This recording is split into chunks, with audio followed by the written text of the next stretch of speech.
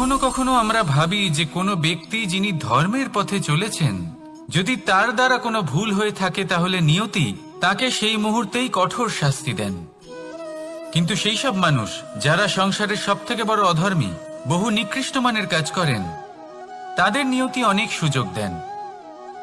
তাদের নিয়তি এরকম কঠোর প্রহার করেন না। এই ভাবনা কখনো না কখনো মনে আসেই। ভেবে দেখুন কেন? আসলে জীবনকে বেশিরভাগ মানুষ একভাবেই দেখে থাকেন, বিভিন্ন স্তরে একে দেখা উচিত। এবার আপনি বলুন, এই সংসারে কোনো অধর্মী কখনো প্রেরণার উৎস হতে পারেন? কখনোই নয়। যে মানুষ নিজের আত্মাকে মলিন করে ফেলেছেন, তিনি এই সংসারকে কিভাবে প্রেরণা যোগাবেন? উনি নিজেই বুঝতে পারেন না কোনটা করা উচিত, ধর্ম কোনটা। তাই নিয়তি তাকে একটা সুযোগ দেন, এটা বোঝার সুযোগ দেন যে কোনটা উচিত, কোনটা ধর্ম। সুযোগ দেন নিজের বিবেক জাগিয়ে তোলার, তাকে সুযোগ দেন নিজের অন্তরাত্মার ডাক শোনার। যখন তাতেও কাজ হয় না, তখন নিয়তির কাছে একটাই পথ বাকি থাকে, আর তা হল মহাবিনাশ। মহাবিনাশ হয়তো দেরিতেই আসতে পারে, কিন্তু তা অবশ্যই আসবে। আর যখন মহাবিনাশ আসে, তখন মহাবিনাশের যন্ত্রণা সমগ্র মানব জীবনের যন্ত্রণার থেকে অনেক বেশি হয়। এই কথাটা সবসময় মনে রাখবেন। আর অন্যদিকে যে মানুষ ধর্মের পথে চলছেন, তার দ্বারা যদি কোনো ভুল হয়ে থাকে, তখন নিয়তি তার পরীক্ষা নেন। কিছুক্ষণের জন্য মানুষের মনে হতে পারে নিয়তি তাকে কঠোর শাস্তি দিয়েছেন, কিন্তু সময়ের সাথে আমরা সবাই দেখি যে যখন সেই মানুষ সেই পরীক্ষায় উত্তীর্ণ হন, এই সমস্ত সংসারের জন্য প্রেরণার উৎস হয়ে ওঠেন। অর্থাৎ নিয়তি প্রত্যেক মানুষকে তার কর্ম অনুসারে উচিত ফলও দেন, উচিত শাস্তিও দেন। পার্থক্য হলো শুধুমাত্র সময় আর আপনার দৃষ্টিভঙ্গির। তাই ধর্মের পথে চলুন আর আমার সাথে ভালোবেসে বলুন, রাধা রাধা। দ্বিধাবোধ। অনেক সময় আমরা জীবনে সেই বাঁকে এসে পৌঁছই যেখানে আমরা বুঝতেই পারি না যে এবার কোন দিক নির্বাচন করা উচিত। কখনো এদিকে যাওয়া উচিত মনে হয়, কখনো ওদিকে যাওয়া উচিত মনে হয়, কখনো দুদিকেই যাওয়া প্রয়োজনীয় বলে মনে হয়, কিন্তু তা তো সম্ভব নয়। কখনো কখনো এটা মনে হয় যে এখানেই থেমে যাওয়া ভালো, কোথাও না যাওয়াই শ্রেয়। এবার একেই তো দ্বিধাবোধ বলে। সংসারে এমন কোনো দ্বিধা নেই যার সমাধান সম্ভব নয়। এই দ্বিধাবোধ স্বাভাবিক। আর আপনার এই দ্বিধাকে আমি একটু সরল করে দিই। দ্বিধাগ্রস্ত হয়ে নির্বাচন করলে তখন এটা মাথায় নিয়ে করবেন যে আপনার এই নির্বাচনের ফলে এই সংসারের ওপর, এই সমাজের ওপর কি প্রভাব পড়তে পারে। নিজের লাভ ক্ষতির বিষয়ে ভাবা ছেড়ে দিন আর কর্ম করুন সংসারের মঙ্গলের জন্য, আগামী প্রজন্মের মঙ্গলের জন্য। ভাবুন আপনার এই নির্বাচনের জন্য কিভাবে তাদের জীবনের উদ্ধার সম্ভব। কারণ এই ভাবনাই হলো উচিত ভাবনা। কারণ অনেক সময় ওষুধ একটু কড়া মনে হতেই পারে, কিন্তু এই ওষুধই তো রোগ মুক্তি ঘটায়। সেইভাবে আপনাকেও এই দ্বিধার মুহূর্তে কঠিন নির্বাচন করতে হতে পারে। এই কঠিন নির্বাচন জীবনে কঠিন পরিস্থিতিও আনতে পারে, কিন্তু যদি এই নির্বাচন ধর্মসঙ্গত হয়, যদি এর দ্বারা সংসারের মঙ্গল হয়, তাহলে এই নির্বাচনই হলো সঠিক নির্বাচন। আসুন আমার সাথে ভালোবেসে বলুন, রাধা রাধা। মানুষ নানান ধরনের বাসনা পোষণ করেন, তাদের নানান ইচ্ছে থাকে, অভিলাষা থাকে, নানান কামনা করতে থাকেন, স্বপ্ন দেখেন, প্রার্থনা করেন যেন তা সফল হয়, নিজের সম্পন্নতা কামনা করেন, আর শেষে নিরাশ হয়ে যান কারণ এসব কিছুই পান না। আপনাকে একটা ছোট্ট উদাহরণ দিই। জঙ্গলের রাজা কাকে বলা হয়? সিংহকে। এবার যেহেতু সিংহ বনের রাজা, তাই হরিণ তো তার কাছে এসে এটা বলতে পারে না যে আপনি হলেন বনের রাজা, তাই আপনি আমাকে মেরে ফেলুন, আমাকে খেয়ে ফেলুন আর নিজের ক্ষুধা নিবারণ করুন। এমন তো হয় না। সিংহ যতই বনের রাজা হোক, তাকেও পরিশ্রম অবশ্যই করতে হয়, তবেই তার ক্ষুধা নিবারণ হয়। সেইভাবেই আপনার সমস্ত স্বপ্ন, আপনার সমস্ত ইচ্ছে, আপনার সমস্ত অভিলাষা, সমস্ত আকাঙ্ক্ষা পূরণ হবেই, অবশ্যই হবে, পরিশ্রমের দ্বারা। শুধু ভাবলেই হবে না। তাহলে আপনিও জীবনে পরিশ্রম করুন, নিজের সমস্ত স্বপ্ন পূরণ করুন, আর আমার সাথে ভালোবেসে বলুন, রাধা রাধা। আপনি কি কখনো কোনো উঁচু পর্বতের শিখরে পৌঁছতে পেরেছেন? যদি পৌঁছে থাকেন বা যদি আপনি কোনো উঁচু পর্বতের শিখরে যান, তাহলে ভালো করে দেখবেন, আপনি যত উঁচুতে অগ্রসর হতে থাকবেন, আস্তে আস্তে সমস্ত বনস্পতি বিলুপ্ত হতে থাকে। তারপরে সমস্ত গাছপালা, পশু পাখি সব বিলুপ্ত হতে থাকে। শেষ পর্যন্ত সেই শিখরে থেকে যায় শুধুমাত্র শান্তি, নীরবতা। আমাদের মানুষের সাথেও এটাই হয়। মানুষ যখন আত্মবিকাশের পথে অগ্রসর হতে থাকে এবং নিজের জীবনের শিখরে পৌঁছতে চায়, তখন তার একা থাকা অত্যন্ত প্রয়োজনীয় হয়। আর তাকে তখন ত্যাগ করতে হয় নিজের সুখ স্বাচ্ছন্দ্য, নিজের সম্পত্তি, নিজের সমৃদ্ধি, নিজের সৌন্দর্য। দেখুন, জীবনের শিখরে পৌঁছনো একেবারেই সহজ কাজ নয়। এ হলো অত্যন্ত দুর্গম এক পথ। কিন্তু যদি আপনি সেখানে পৌঁছতে চান, তাহলে আপনাকে ত্যাগের প্রবৃত্তি জাগিয়ে তুলতে হবে। ত্যাগ কি সেটা জানতে হবে, কারণ ত্যাগের ফলেই মনে শান্তি আসে, আর সেই শান্তির ফলে মনে উৎপন্ন হয় প্রেম। আর এই প্রেমই হলো জীবনের অন্তিম লক্ষ্য। তাহলে আসুন আমার সাথে ভালোবেসে বলুন, রাধা রাধা। অধিকার, এটা না কোনো সাধারণ শব্দ, না কোনো ব্যবসা, নিজেই একটা অদ্ভুত ব্যাপার এই অধিকার। স্বয়ং ঈশ্বর মানুষকে জীবন বাঁচার অধিকার দিয়েছেন। কিন্তু যখন কোনো নারীর অধিকারের প্রশ্ন আসে, তখন সেই অধিকারের সাথে কর্তব্য জুড়ে যায়। এবার নারীর অনেক অধিকারের মধ্যে একটা অধিকার হলো নিজের স্বামী নির্বাচন করা। নির্বাচন করা কে হবে তার অর্ধাঙ্গ, এমন একজন ব্যক্তি নির্বাচন করা যিনি নিজের সাথে, নিজের স্ত্রীর সাথে, সমগ্র পরিবারের সাথে এই সমগ্র সমাজের পরিস্থিতিকে উন্নত করতে পারেন। তাহলে ভাবুন, নিজের জন্য স্বামী বেছে নেওয়া কত বড় অধিকার, আর যোগ্য স্বামী বাছা তার থেকেও বড় কর্তব্য। তাই নারীর অধিকারের সাথে যখন কর্তব্য শব্দ জুড়ে যায়, অধিকার নামক শব্দের মাহাত্ম্য আরো বেড়ে যায়। আপনিও নিজের জীবনে নিজের অধিকারের সাথে কর্তব্যকে জুড়ে দেখুন। যদি এরকম করেন, তাহলে সমস্ত স্বপ্ন পূর্ণ হবে, আর মন প্রসন্ন হয়ে বলবে, রাধা রাধা। কর্ম, কর্ম সর্বদাই শান্ত মনে করুন। ভিতের সেই ইটের মতো করুন যে শান্তভাবে 7 হাত গভীরে অবস্থান করে। সবার চোখ যায় শিখরের সেই পতাকার দিকে, কিন্তু শিখরে থাকা সেই পতাকা প্রতীক হলো ভিতের মধ্যে থাকা সেই ইটের শক্তির, যে শান্ত মনে নিজের কাজ করে গেছে। তাই এইভাবেই নিজের কর্ম করুন শান্ত মনে, সন্তোষ ভাব নিয়ে। কলরব যা করার তা আপনার সাফল্যকে করতে দিন, কারণ যখন সাফল্যের এই জয় জয়কার চারিদিকে ছড়িয়ে পড়ে, তখন কর্মের এই মৌনতা আরো শক্তিশালী হয়ে ওঠে। তাহলে আসুন আমার সাথে ভালোবেসে বলুন, রাধা রাধা। পরীক্ষা এমন একটা শব্দ যেটা শুনে সংসারের বেশিরভাগ মানুষই ভয়ভীত হয়ে পড়েন। কারণটা কি? অসফলতার ভয়।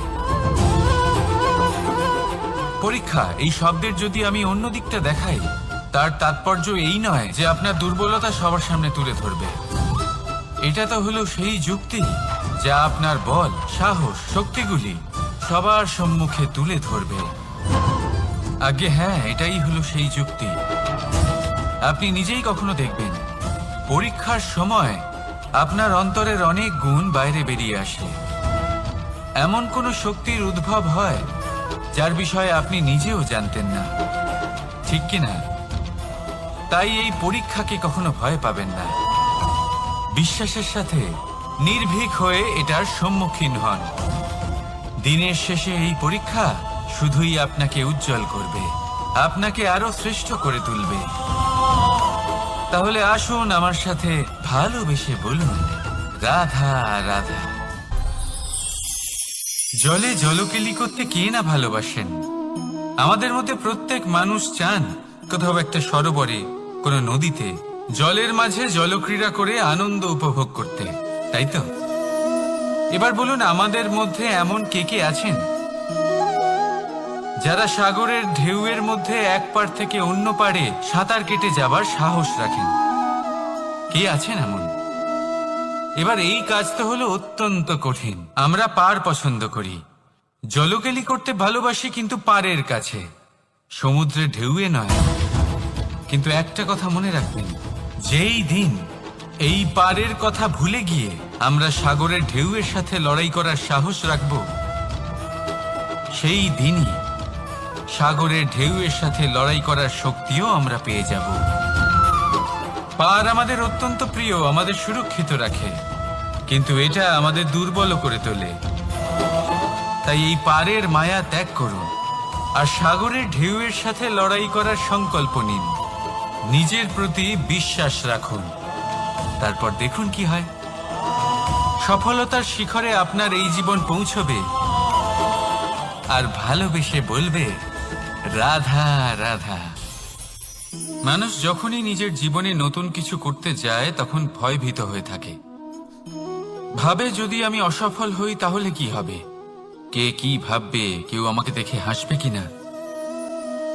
যদি আমি আমার মতামত দিই তাহলে বলবো, এইসব পরীক্ষার সম্মুখীন হতে কখনো ভয় পাবেন না, কারণ যাই হোক না কেন পরিণাম দুটোই হতে পারে। একটা হয় আপনি জিতে যাবেন, দ্বিতীয় পরিণাম আপনি হেরে যাবেন। খুব সোজা।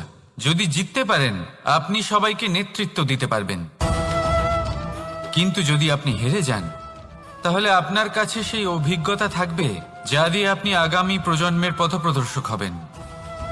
এবার ভাবুন, এই অভিজ্ঞতা দ্বারা আপনি কাউকে সাহায্য করছেন যা দিয়ে সে নিজের স্বপ্ন পূরণ করতে পারবে। খুব পুণ্যের বিষয় এটা।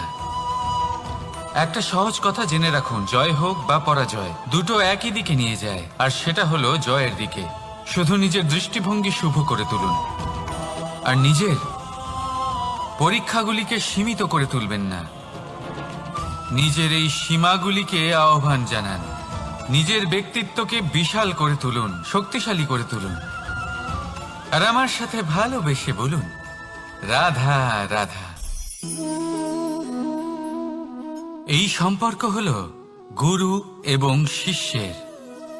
গুরু হলেন ধনুকের সেই প্রত্যঞ্চার মতো যিনি নিজেকে পেছনে রেখে শিষ্যকে তার গন্তব্যের দিকে এগিয়ে দেন, তাকে নিজের লক্ষ্য ভেদ করতে দেন, আর সর্বদাই কঠোর হয়ে থাকেন যাতে শিষ্য কখনোই নিজের লক্ষ্যচ্যুত না হয়। ধন্য হলেন এমন গুরু যারা শিষ্যকে নিজের গন্তব্যে পৌঁছেও দেন এবং তার সব কৃতিত্ব তাকেই দেন, নিজের শিষ্যকে, নিজের বাণকে। তাহলে আপনারা চিরকাল এরকম গুরুকে মনে রাখবেন, সর্বদা তাদের সম্মান করবেন, সর্বদা তাদের ভালোবাসবেন, কখনো জীবনে পিছিয়ে পড়বেন না আপনি। আসুন আমার সাথে ভালোবেসে বলুন, রাধা রাধা। আপনি কখনো আতর মেখেছেন? একটা শ্রেষ্ঠ আতরের গুণ হলো ওকে মাখার পরে অনেক দিন পর্যন্ত তার সুবাস থেকে যায়। তারপরে আপনি বস্ত্র বদল করুন বা রেখে দিন, তার সুবাস থেকেই যায়। এবার ধরে নিন এই আতর হলো আপনার কর্ম, আর আপনার শরীর, আপনার বস্ত্র হলো আপনার জিহ্বা। যত শ্রেষ্ঠ আপনার কর্ম হবে তত বেশি এই সংসার আপনাকে জানবে। আপনার কর্ম যদি সর্বশ্রেষ্ঠ হয় তাহলে সারা জীবন মনে রাখবে, আর জীবনের পরেও আপনাকে ভুলবে না। এই কর্ম ধর্ম ভেবে পালন করবেন, কারণ এই চিন্তা ভাবনাই সত্য হয়ে সামনে আসে। সেই জন্য ভাবনাকে পুষ্ট করুন, যুক্তিবোধ শ্রেষ্ঠ করে তুলুন, সবকিছু নিজে থেকেই হয়ে যাবে। পথ আপনা থেকেই সামনে চলে আসবে, কর্ম নিজে থেকেই হতে থাকবে। শুধু কর্ম ধর্ম মনে করে পালন করতে থাকুন, আর আমার সাথে ভালোবেসে বলুন, রাধা রাধা। এই জীবন, এই জীবন দেখতে গেলে কিন্তু খুবই কঠিন। এই জীবন কি করি হে নারায়ণ, এটাকে একটু সহজ কি করে করে তোলা যায়, এই প্রশ্নই তো আসছে মনে। এর উত্তর স্বয়ং সেই মানুষের মধ্যেই লুকিয়ে, তার সিদ্ধান্তে, তার নির্বাচনের মধ্যে লুকিয়ে। এবার জীবনের যে কঠিন সময়গুলো থাকে সেগুলো সেই প্রসঙ্গের মতোই হয়। যেমন ধরুন, আপনি হাঁটছেন হাঁটছেন আর হঠাৎ করে পায়ে কাঁটা ফুটে গেল। এবার আপনি কি করবেন? এমনও ব্যক্তি আছেন যারা সেই কষ্টের কারণে, সেই কষ্ট পাওয়ার ভয় পিছিয়ে আসেন। এমনও কিছু ব্যক্তি থাকেন যারা সেই আঘাতে নিরাময় করার জন্য সময় নষ্ট করবেন, কতটা জানি না। এমনও কিছু ব্যক্তি থাকতে পারেন যিনি হয়তো সেই কাঁটাকে তুলে নিয়ে তার ব্যবহার গজালের মতো করবেন, তাকে দেওয়ালে পুঁতে একটা সুন্দর ছবি লাগাবেন, যাতে সেই দেওয়াল আরো সুন্দর দেখতে মনে হয়। এটাই জীবনের সাথেও হতে পারে। এবার দেখুন, জীবন হলো কঠিন নাকি অত্যন্ত কঠিন সেটা গুরুত্বপূর্ণ নয়, সেটাকে সরল করার জন্য আপনি কি করছেন সেটা গুরুত্বপূর্ণ। জেনে রাখুন, আমরা সবাই মরণশীল, আমাদের সবার মৃত্যু হবে, প্রত্যেককেই এক না একদিন অবশ্যই মরতে হবে। এবার যখন সেটা হতেই চলেছে, তাহলে ভয় কেন পাবো, চিন্তা কেন করব? দুশ্চিন্তা করলে কি এর সমাধান হয়ে যাবে? কখনোই নয়। যা প্রারব্ধ তা হবেই। তাই জীবন এই কিছুক্ষণ আপনাকে বাঁচার জন্য দিয়েছে, তা বাঁচতে শুরু করে দিন। জীবনে যা পরিস্থিতি আসুক তা ধন্যাত্মক দৃষ্টিভঙ্গি দিয়ে দেখা শুরু করুন। এটা যদি আপনি শিখে নিতে পারেন, তাহলে আপনার এই জীবন সুখ ও প্রসন্নতা দ্বারা ভরে উঠবে। আর এই প্রসন্নতাই আপনি বলবেন রাধা রাধা। বৃষ্টির জল যখন মেঘের দ্বারা টিপ টিপ করে ঝরে পড়ে তখন কি ভালো লাগে, তাই না?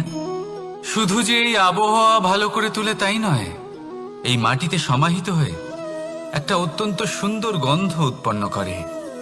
এই লতা পাতা, এই বৃক্ষ এদের জীবন দান করে, এদের পুষ্ট করে তোলে, আর তার সাথে অনেক জীবের কল্যাণ করে।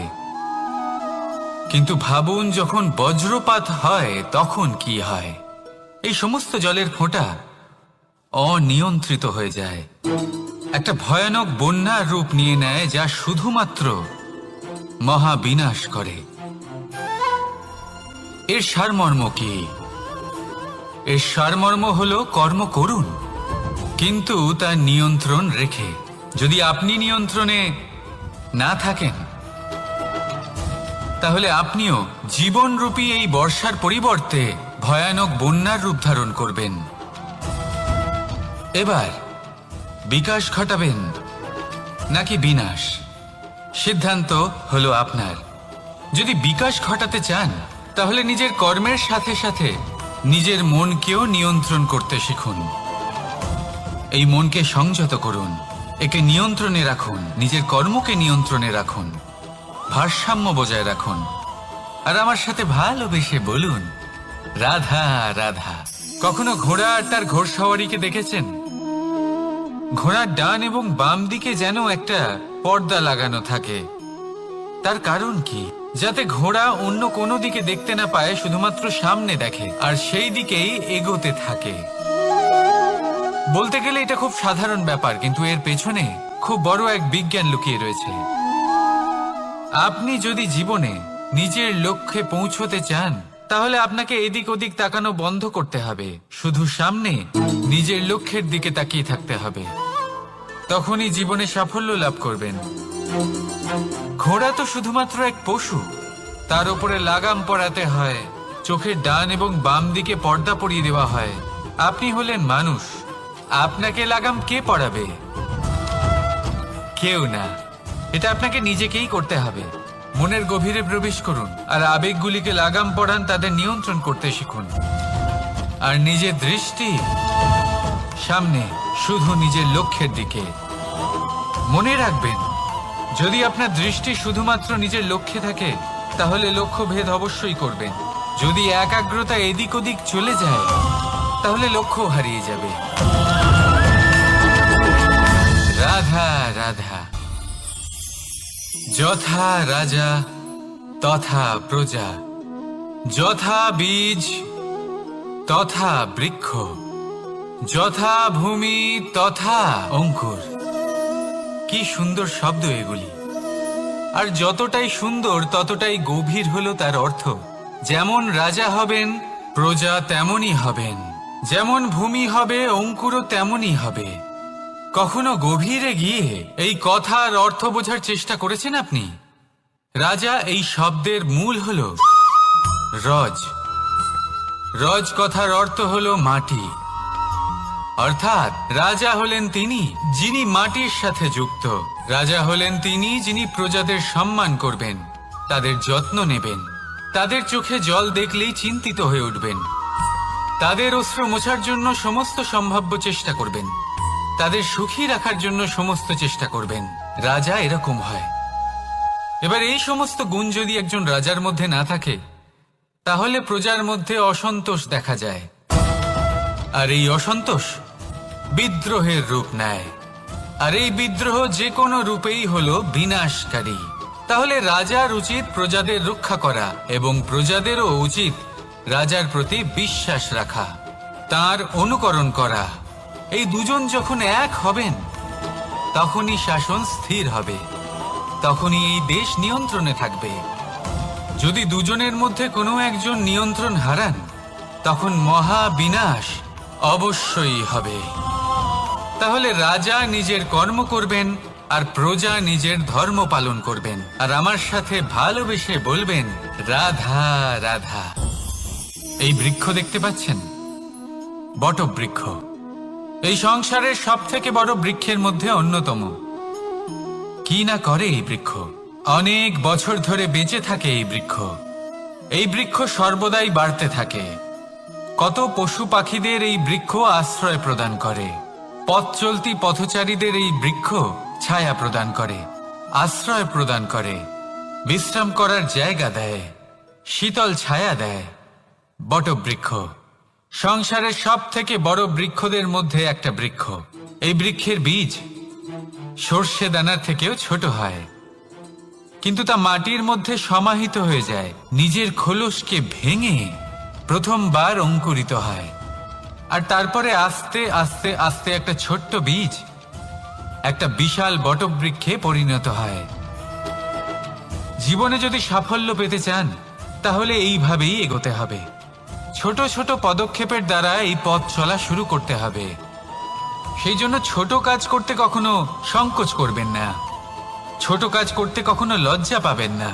যদি এই ছোট ছোট কাজ পূর্ণ নিষ্ঠা দিয়ে, পূর্ণ মনোযোগ দিয়ে, সততার সাথে করতে পারেন, তাহলে এই ছোট কাজের আকার বাড়তে থাকবে। তাই কাজগুলিকে কাজের মতোই দেখতে শুরু করুন। ছোট কাজ বা বড় কাজ এরকম ভাববেন না। তাহলে কর্ম করতে থাকুন। জীবনে আপনার অস্তিত্ব বটবৃক্ষের থেকেও বড় করে তুলুন। তাহলে আসুন আর আমার সাথে ভালোবেসে বলুন রাধা রাধা। ভগবান আর ভুল, এই দুই একই অক্ষর দিয়ে শুরু হয়। শুধু তাই নয়, এদের দুজনের রাশিও সমান। এবারে আপনারা বলবেন যে ভগবান, ভুল, এদের মধ্যে কিভাবে মিল থাকতে পারে? অনেক বড় মিল আছে। না শুধু এ এক অক্ষর দিয়ে শুরু হয়, বরং এদের বিজয় মন্ত্রটাও এক। ভগবানকে মানুন, তাকে বিশ্বাস করুন, তাকে স্বীকার করুন। এটা করলে মনের দৃষ্টি থেকে ভগবানকে দেখা যায়, আর উনি আপনাকে সমৃদ্ধ করে তোলেন। ভুলের সাথেও এটাই ঘটে। নিজের ভুল স্বয়ং মেনে নিলে, স্বীকার করে নিলে, সব কিছুই স্পষ্টভাবে দেখতে পাবেন। যেদিন থেকে আপনি নিজের ভুল মেনে নিতে শিখবেন, সেদিন থেকে সেই ভুল শোধরানোর প্রক্রিয়াও শুরু হয়ে যাবে। আপনি বুঝে যাবেন নিজের ভুল কিভাবে শোধরাতে হয়। তাই মনে রাখবেন, নিজেকে শ্রেষ্ঠ করে তোলার জন্য নিজের ভুল স্বীকার করা অত্যন্ত প্রয়োজনীয়। এই জীবনে শান্তি আনার জন্য ঈশ্বরকে মেনে নেওয়াও অত্যন্ত প্রয়োজনীয়। সবসময় নিজের গুণ এবং নিজের দোষ মনে রাখবেন। আজীবন সুখী থাকবেন। রাধা রাধা। আমরা সব সময় চাই যে এই সংসার আমাদের জ্ঞানী বলবে, বুদ্ধিমান বলবে, বুঝদার বলবে, কিন্তু মূর্খ মূর্খ যেন কেউ না বলে। মূর্খ শব্দটা আমরা কেউ শুনতে চাই না, দূরে পালাতে থাকি।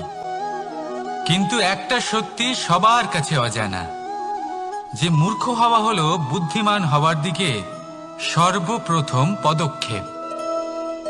আপনি যত খুশি দিগ্গজ জ্ঞানী মানুষদের সাথে আলাপ করুন, যত ইচ্ছে কথা বলুন, যতই জ্ঞানের কথা আলোচনা করুন, অভিজ্ঞতা মূর্খ হবার পরেই পাওয়া যায়, তাই নয় কি? মূর্খ হবার পরে আপনি এটা বুঝতে পারবেন যে কি করা উচিত নয়। জ্ঞানী ব্যক্তি আপনাকে এটা বলবেন যে কি করা উচিত। আর এই সংসারে কি করা উচিত তার থেকেও অনেক বড় জ্ঞান হলো কি করা উচিত নয়। সেই জন্য সব সময় মনে রাখবেন, আপনার করা কিছু ভুল আপনাকে যদি কেউ মূর্খ বানিয়ে থাকে, ছল চাতুরি করে থাকে, তাহলে কোনো ব্যাপার নয়, এটা শেষ পর্যন্ত আপনাকে আরো বুদ্ধিমান করে তুলবে। এই মুহূর্তে ধন্যাত্মক থাকুন, এই সংসার আপনাকে অবশ্যই জ্ঞানী বলবে। রাধা রাধা। আপনি কি কখনো একজন মালিকে একটা বাগানের যত্ন নিতে দেখেছেন?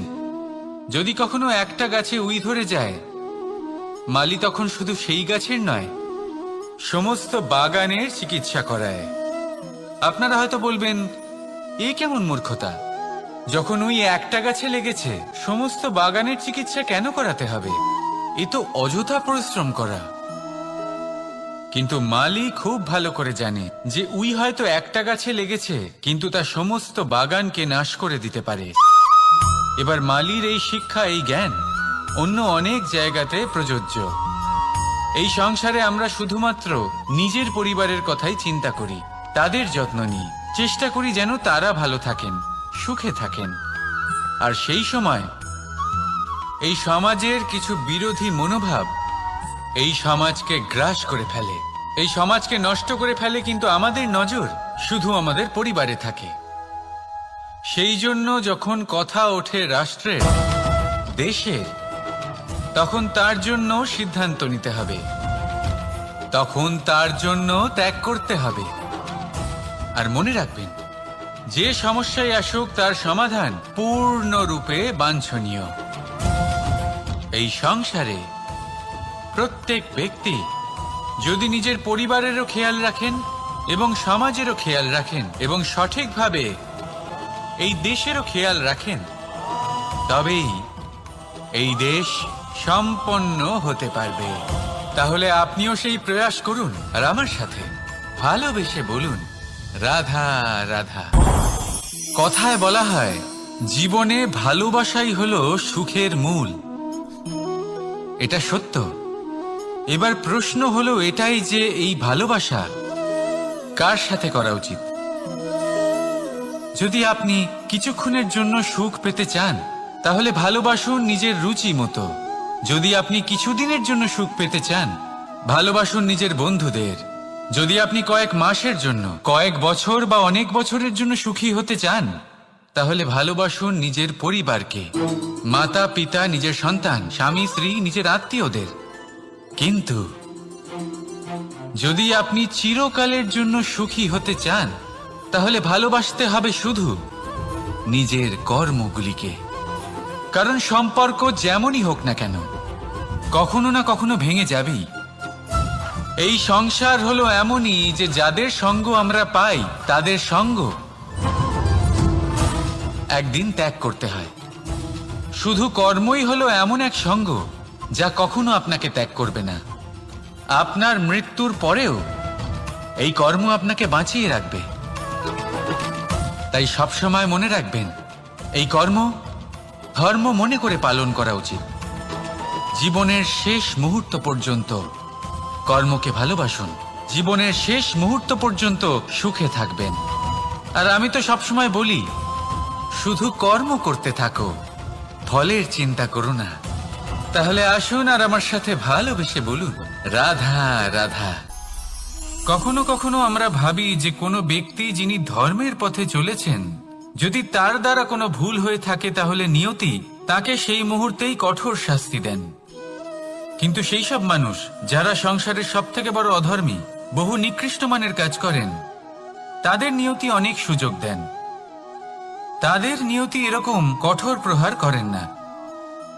এই ভাবনা কখনো না কখনো মনে আসেই। ভেবে দেখুন কেন? আসলে জীবনকে বেশিরভাগ মানুষ একভাবেই দেখে থাকেন, বিভিন্ন স্তরে একে দেখা উচিত। এবার আপনি বলুন, এই সংসারে কোনো অধর্মী কখনো প্রেরণার উৎস হতে পারেন? কখনোই নয়।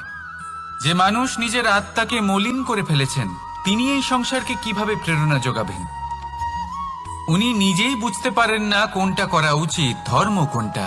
তাই নিয়তি তাকে একটা সুযোগ দেন, এটা বোঝার সুযোগ দেন যে কোনটা উচিত, কোনটা ধর্ম। সুযোগ দেন নিজের বিবেক জাগিয়ে তোলার, তাকে সুযোগ দেন নিজের অন্তরাত্মার ডাক শোনার। যখন তাতেও কাজ হয় না, তখন নিয়তির কাছে একটাই পথ বাকি থাকে, আর তা হল মহাবিনাশ। মহাবিনাশ হয়তো দেরিতেই আসতে পারে, কিন্তু তা অবশ্যই আসবে। আর যখন মহাবিনাশ আসে, তখন মহাবিনাশের যন্ত্রণা সমগ্র মানব জীবনের যন্ত্রণার থেকে অনেক বেশি হয়। এই কথাটা সবসময় মনে রাখবেন। আর অন্যদিকে যে মানুষ ধর্মের পথে চলছেন, তার দ্বারা যদি কোনো ভুল হয়ে থাকে, তখন নিয়তি তার পরীক্ষা নেন।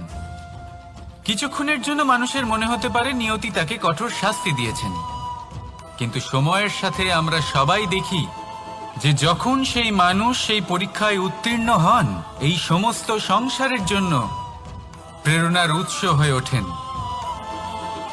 অর্থাৎ নিয়তি প্রত্যেক মানুষকে তার কর্ম অনুসারে উচিত ফলও দেন, উচিত শাস্তিও দেন। পার্থক্য হলো শুধুমাত্র সময় আর আপনার দৃষ্টিভঙ্গির। তাই ধর্মের পথে চলুন আর আমার সাথে ভালোবেসে বলুন, রাধা রাধা। দ্বিধাবোধ। অনেক সময় আমরা জীবনে সেই বাঁকে এসে পৌঁছই যেখানে আমরা বুঝতেই পারি না যে এবার কোন দিক নির্বাচন করা উচিত। কখনো এদিকে যাওয়া উচিত মনে হয়, কখনো ওদিকে যাওয়া উচিত মনে হয়, কখনো দুদিকেই যাওয়া প্রয়োজনীয় বলে মনে হয়, কিন্তু তা তো সম্ভব নয়। কখনো কখনো এটা মনে হয় যে এখানেই থেমে যাওয়া ভালো, কোথাও না যাওয়াই শ্রেয়। এবার একেই তো দ্বিধাবোধ বলে। সংসারে এমন কোনো দ্বিধা নেই যার সমাধান সম্ভব নয়।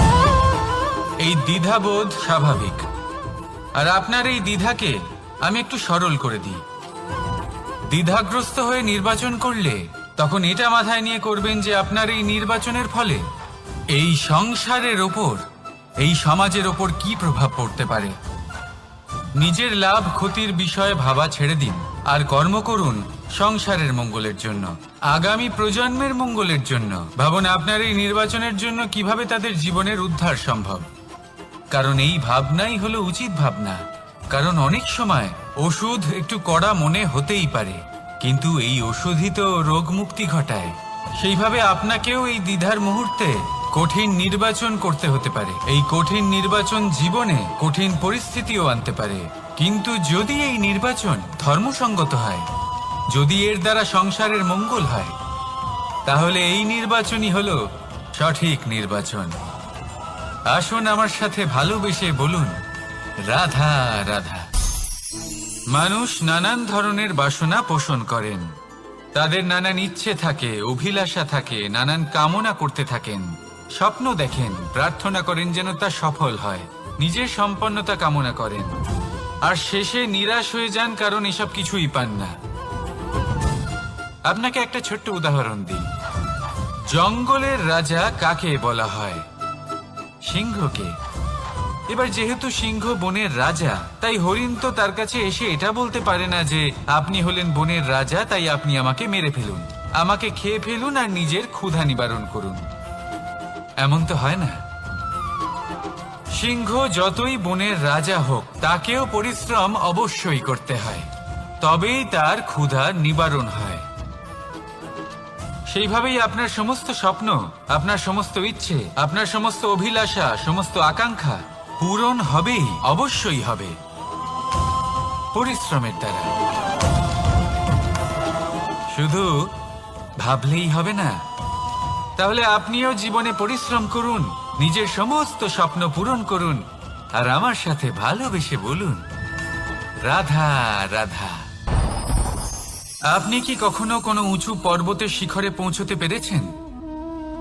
যদি পৌঁছে থাকেন বা যদি আপনি কোনো উঁচু পর্বতের শিখরে যান, তাহলে ভালো করে দেখবেন, আপনি যত উঁচুতে অগ্রসর হতে থাকবেন আস্তে আস্তে সমস্ত বনস্পতি বিলুপ্ত হতে থাকে। তারপরে সমস্ত গাছপালা, পশু পাখি সব বিলুপ্ত হতে থাকে। শেষ পর্যন্ত সেই শিখরে থেকে যায় শুধুমাত্র শান্তি, নীরবতা। আমাদের মানুষের সাথেও এটাই হয়। মানুষ যখন আত্মবিকাশের পথে অগ্রসর হতে থাকে এবং নিজের জীবনের শিখরে পৌঁছতে চায়, তখন তার একা থাকা অত্যন্ত প্রয়োজনীয় হয়। আর তাকে তখন ত্যাগ করতে হয় নিজের সুখ স্বাচ্ছন্দ্য, নিজের সম্পত্তি, নিজের সমৃদ্ধি, নিজের সৌন্দর্য। দেখুন, জীবনের শিখরে পৌঁছনো একেবারেই সহজ কাজ নয়। এ হলো অত্যন্ত দুর্গম এক পথ। কিন্তু যদি আপনি সেখানে পৌঁছতে চান, তাহলে আপনাকে ত্যাগের প্রবৃত্তি জাগিয়ে তুলতে হবে। ত্যাগ কি সেটা জানতে হবে, কারণ ত্যাগের ফলেই মনে শান্তি আসে, আর সেই শান্তির ফলে মনে উৎপন্ন হয় প্রেম। আর এই প্রেমই হলো জীবনের অন্তিম লক্ষ্য। তাহলে আসুন আমার সাথে ভালোবেসে বলুন, রাধা রাধা। অধিকার, এটা না কোনো সাধারণ শব্দ, না কোনো ব্যবসা, নিজেই একটা অদ্ভুত ব্যাপার এই অধিকার। স্বয়ং ঈশ্বর মানুষকে জীবন বাঁচার অধিকার দিয়েছেন। কিন্তু যখন কোনো নারীর অধিকারের প্রশ্ন আসে, তখন সেই অধিকারের সাথে কর্তব্য জুড়ে যায়। এবার নারীর অনেক অধিকারের মধ্যে একটা অধিকার হলো নিজের স্বামী নির্বাচন করা। নির্বাচন করা কে হবে তার অর্ধাঙ্গ, এমন একজন ব্যক্তি নির্বাচন করা যিনি নিজের সাথে, নিজের স্ত্রীর সাথে, সমগ্র পরিবারের সাথে এই সমগ্র সমাজের পরিস্থিতিকে উন্নত করতে পারেন। তাহলে ভাবুন, নিজের জন্য স্বামী বেছে নেওয়া কত বড় অধিকার, আর যোগ্য স্বামী বাছা তার থেকেও বড় কর্তব্য। তাই নারীর অধিকারের সাথে যখন কর্তব্য শব্দ জুড়ে যায়, অধিকার নামক শব্দের মাহাত্ম্য আরো বেড়ে যায়। আপনিও নিজের জীবনে নিজের অধিকারের সাথে কর্তব্যকে জুড়ে দেখুন।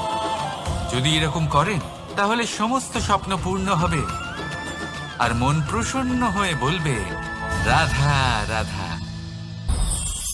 কর্ম, কর্ম সর্বদাই শান্ত মনে করুন। ভিতের সেই ইটের মতো করুন যে শান্তভাবে 7 হাত গভীরে অবস্থান করে। সবার চোখ যায় শিখরের সেই পতাকার দিকে, কিন্তু শিখরে থাকা সেই পতাকা প্রতীক হলো ভিতের মধ্যে থাকা সেই ইটের শক্তির, যে শান্ত মনে নিজের কাজ করে গেছে। তাই এইভাবেই নিজের কর্ম করুন শান্ত মনে, সন্তোষ ভাব নিয়ে। কলরব যা করার তা আপনার সাফল্যকে করতে দিন, কারণ যখন সাফল্যের এই জয় জয়কার চারিদিকে ছড়িয়ে পড়ে, তখন কর্মের এই মৌনতা আরো শক্তিশালী হয়ে ওঠে। তাহলে আসুন আমার সাথে ভালোবেসে বলুন, রাধা রাধা। পরীক্ষা এমন একটা শব্দ যেটা শুনে সংসারের বেশিরভাগ মানুষই ভয়ভীত হয়ে পড়েন। কারণটা কি? অসফলতার ভয়। পরীক্ষা এই শব্দের যদি আমি অন্য দিকটা দেখাই, তার তাৎপর্য এই নয় যে আপনার দুর্বলতা সবার সামনে তুলে ধরবে। এটা তো হলো সেই যুক্তি যা আপনার বল, সাহস, শক্তিগুলি সবার সম্মুখে তুলে ধরবে। আগে হ্যাঁ, এটাই হলো সেই যুক্তি। আপনি নিজেই কখনো দেখবেন পরীক্ষার সময় আপনার অন্তরের অনেক গুণ বাইরে বেরিয়ে আসে। এমন কোনো শক্তির উদ্ভব হয় যার বিষয়ে আপনি নিজেও জানতেন না, ঠিক কিনা? তাই এই পরীক্ষাকে কখনো ভয় পাবেন না। বিশ্বাসের সাথে নির্ভীক হয়ে এটার সম্মুখীন হন। দিনের শেষে এই পরীক্ষা শুধুই আপনাকে উজ্জ্বল করবে, আপনাকে আরো শ্রেষ্ঠ করে তুলবে। তাহলে আসুন আমার সাথে ভালোবেসে বলুন, রাধা রাধা।